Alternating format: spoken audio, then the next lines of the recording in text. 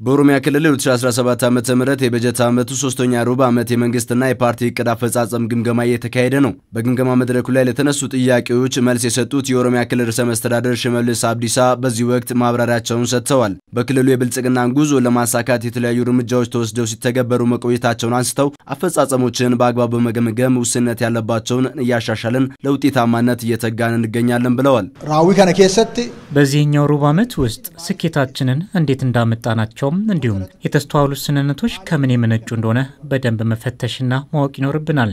ለስኬቶቻችን ብሎም ለታዩ መንጠባጠቦች አበይት ምክንያቶች ምላሽ ሊኖሩን ይገባል። እነዚህ ሁለት ምላሾች ካገኘናቸው ከነሱ የመማር እድላችን እጅግ ከፍተኛ ነው።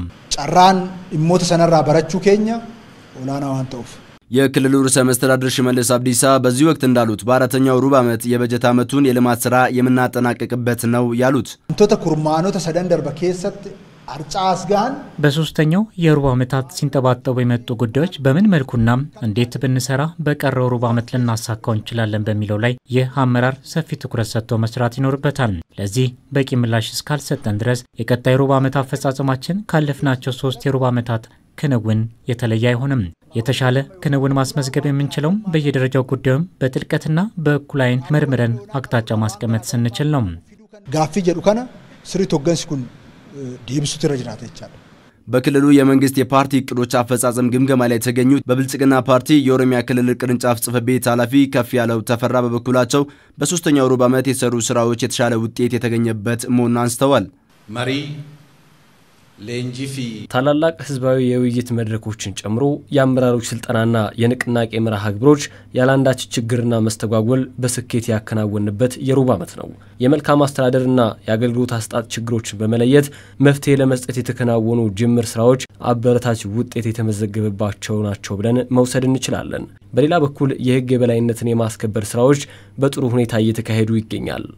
ሐለ ጋሪዳን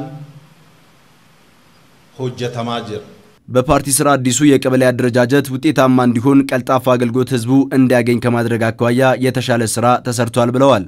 ሆጂ ፓርቲ ፊ ሞቱማ በፓርቲና ከመንግስት በኩል ከተሰሩ ስራዎች መካከል የቀበሌ አደረጃጀት አንዱ ሲሆን በተለይ የቀበሌ ጽሕፈት ቤትና የቀበሌ አመራሮችን ቤት በመገንባት አስመርቆ ወደ ስራ እንዲገቡ ከማድረግ አንጻር አመርቂ ውጤቶች ተመዝግበዋል። በልአና ከወጀተም ይላሉ እንደንዳ ያለፉት 9 ወራት አፈጻጸም ውስጥ የተሳኩ ስራዎችና የታዩ ክፍተቶችን በአግባቡ በመፈተሽ ለቀጣይ የጋራ አቅጣጫ ማስቀመጥ የሁሉም ድርሻ ስለመሆኑ ያነሱት የመድረኩ ተሳታፊዎች ናቸው። በአፈጻጸም ደረጃ አሁን በየኳርተሩ እንደ ኦሮሚያ ስራዎች ይገመገማሉ፣ አቅጣጫዎች ይቀመጣሉ።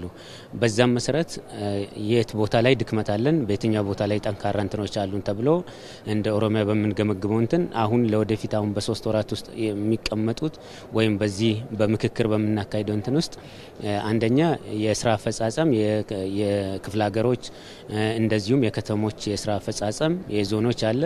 እነዛን የቶቹ ጥሩ ፈጽሟል፣ የቶቹ ደግሞ ዝቅተኛ ቦታ ላይ ያሉ በሚል እርስ በርስም የልምድ መለዋወጥ ምንተናለ የቀሩትን ደግሞ በሚቀመጠው አቅጣጫ ይታወቃልም በዚህ በ3 ወር ውስጥ እንፈጽማለን ብለን ነው የምንጠብቀው። የቀሩትን ስራዎች እንዴት አድርገን እንሸፍናቸው እንዴት አድርገን ከቨር እናድርጋቸው ከሚለው እየተነሳና ያው በሚቀጥለው አቅጣጫ ተሰጥቶ ወደ ስራ የሚገባበት ሁኔታ ነው የሚኖረው። የበለጠ ደግሞ ያሉት ችግሮችን ቀርፈው ወይም ደግሞ ተወያይተንባቸው ይበልጥ ከቨር ይደረጋሉ ብዬ አስባለሁ። መድረኩ የቀሩትን የመንግስትና የፓርቲ ስራዎችን በሙሉ ለመፈጸም የታዩ ክፍተቶች ላይ በጥልቀት በመወያየት አቅጣጫ ከማስቀመጥ ባለፈ ለመጪው ዓመት የእቅድ ዝግጅት የሚደረግበት መሆኑ ተመላክቷል።